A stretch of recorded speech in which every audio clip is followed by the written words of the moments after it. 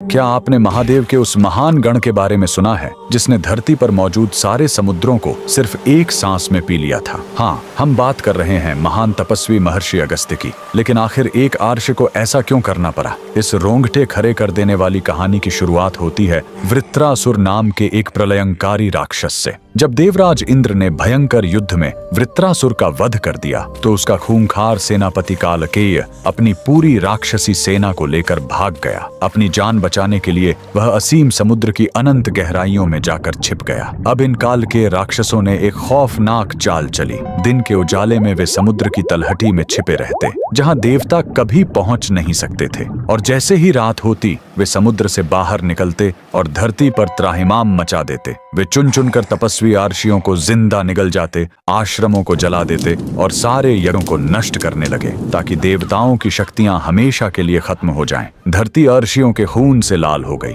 तब देवराज इंद्र और सभी देवता बेबस होकर भगवान विष्णु के पास पहुंचे। श्री हरि ने एक ही उपाय बताया। देवताओं, कालकेयों का वध तभी संभव है जब समुद्र सूख जाए, और इस पूरे ब्रह्मांड में केवल महादेव के अंश और उनके परम भक्त महर्षि अगस्त्य ही यह चमत्कार कर सकते हैं। देवताओं की पुकार सुनकर महर्षि अगस्त्य विशाल समुद्र के तट पर पहुंचे। महर्षि ने महादेव का ध्यान किया और अपनी हथेली आगे बढ़ाई, और फिर ब्रह्मांड का सबसे अकल्पनीय चमत्कार हुआ। हजारों योजन में फैला वह गरजता हुआ असीम महासागर महर्षि के प्रचंड तपोबल के आगे विवश हो गया। देखते ही देखते वो पूरा का पूरा समंदर एक छोटी सी बूंद में सिमटकर उनकी हथेली में आ गया, और पलक झपकते ही महर्षि उसे एक ही सांस में पी गए। देखते ही देखते लहरें मारता हुआ वह असीम महासागर एक सूखे और भयानक रेगिस्तान में बदल गया। पानी के बिना कालकेय राक्षस नंगे मैदान में तड़पने लगे। मौका मिलते ही देवराज इंद्र और अन्य देवताओं ने मिलकर उस पूरी राक्षसी सेना का संहार कर दिया। लेकिन इस घटना के बाद धरती पर भयंकर अकाल पड़ गया। सारे समुद्र सूख चुके थे